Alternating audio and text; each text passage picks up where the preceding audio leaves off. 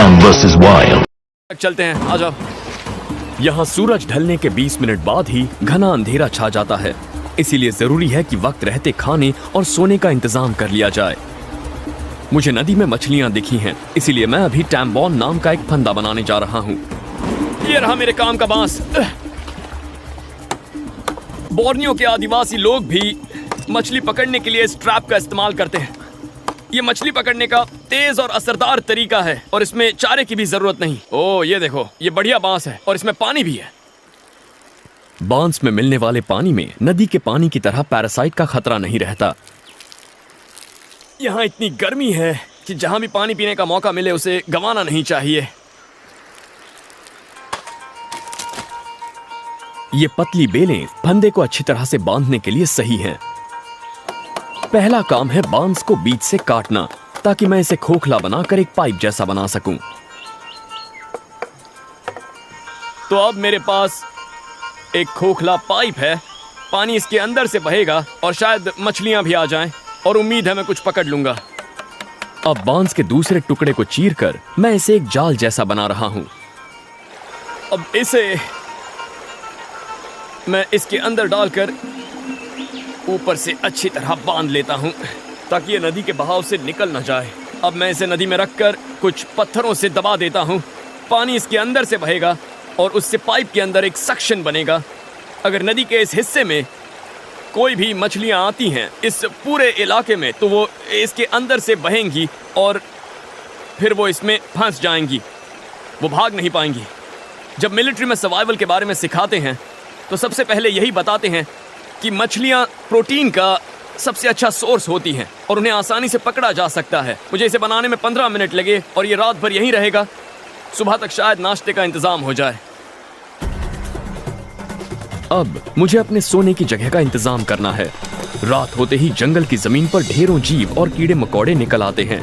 यहाँ जमीन पर तो नहीं सो सकता, ऊंचाई पर सोने का इंतजाम करना होगा। मैं यहाँ बोर्नियो के ओरंगुटान्स की नकल करने की सोच रहा हूँ, उनकी तरह पेड़ों पर घोंसला बनाकर। ये पेड़ ठीक लग रहा है।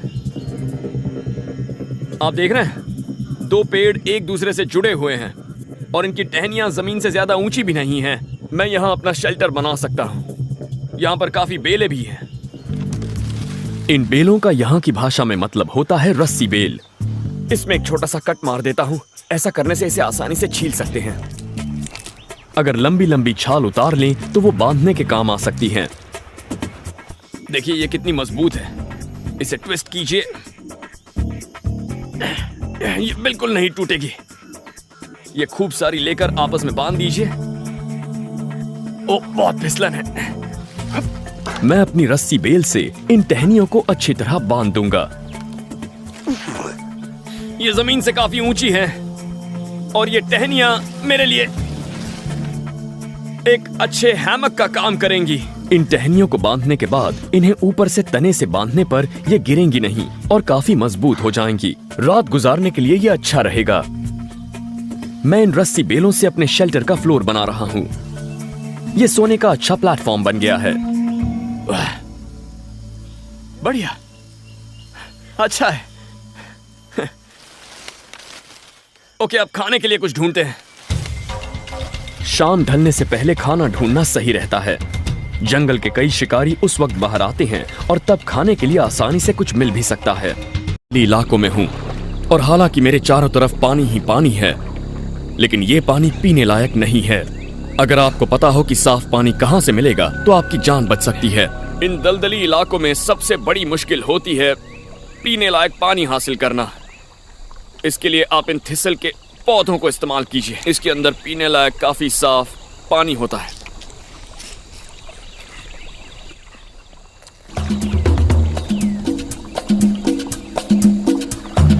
इस दलदल में पानी ज्यादातर शांत है, लेकिन इससे होकर बायूस कहलाने वाली छोटी नदियां बहती हैं। और अगर आपको भूख लगी हो और आप मछली पकड़ने में माहिर हो तो ये जगह उन्हें पकड़ने के लिए सही है।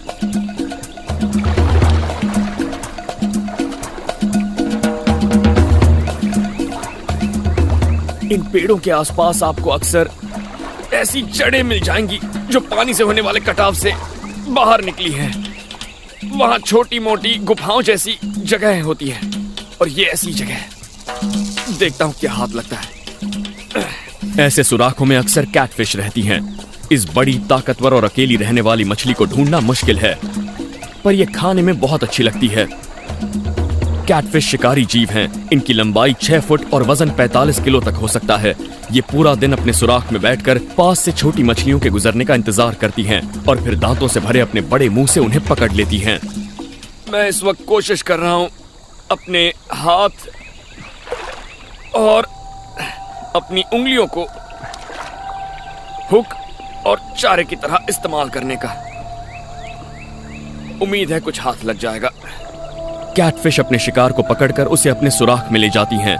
मैं चाहता हूं कि वो मेरा हाथ पकड़े और फिर मैं उसे ही बाहर खींच लूं, लेकिन इसमें जोखिम है क्योंकि कभी-कभी कैटफिश के सुराखों पर एलिगेटर स्नैपिंग टर्टल का कब्जा होता है और 90 किलो से भी ज्यादा वजन वाले ये कछुए आपका हाथ अलग कर सकते हैं। वो यहाँ जरूर कुछ ना कुछ है।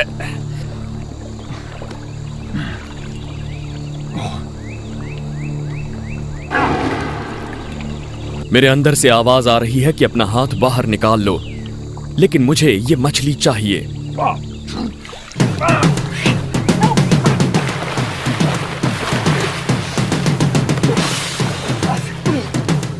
ये बहुत बड़ी कैटफिश है। मैं इसे किनारे पर ले जाता हूं। ये देखिए, ये आवाज सुन रहे हैं? इसने फिलहाल, रुकिए मैं दिखाता हूं। और इसका वजन कम से कम 10 किलो तो होगा ही। चलिए इसे काट कर देखते हैं। इतने बड़े आकार की कैटफिश एक बढ़िया शिकार है और इसमें काफी मांस मिलेगा। और सबसे अच्छा मांस होता है ये फिले जो इसकी रीढ़ के दोनों तरफ मौजूद है। जरा ये देखिए, इसे आप कच्चा ही खा सकते हैं। यह मांस बहुत जल्दी सड़ सकता है, इसलिए फूड पॉइजनिंग का जोखिम उठाना ठीक नहीं है। मैं ज्यादा से ज्यादा मांस खाने की कोशिश करूंगा और बाकी का यहीं छोड़ दूंगा, लेकिन मुझे इस शिकार की कीमत भी चुकानी पड़ी। दरअसल मुझे इसका एक कांटा लग गया है और अब उस जख्म से मुझे दर्द हो रहा है। और ऐसे जख्म का एक इलाज होता है कि उस पर अमोनिया इस्तेमाल करें, और अमोनिया हमारे पेशाब में होता है। तो मैं जरा इसका इलाज करता हूं। मेरे पेशाब में मौजूद अमोनिया से जहर और दर्द दोनों ही घटने लगे हैं। अब मैं आगे बढ़ने के लिए तैयार हूं। ठीक है, चलिए आगे बढ़ते हैं।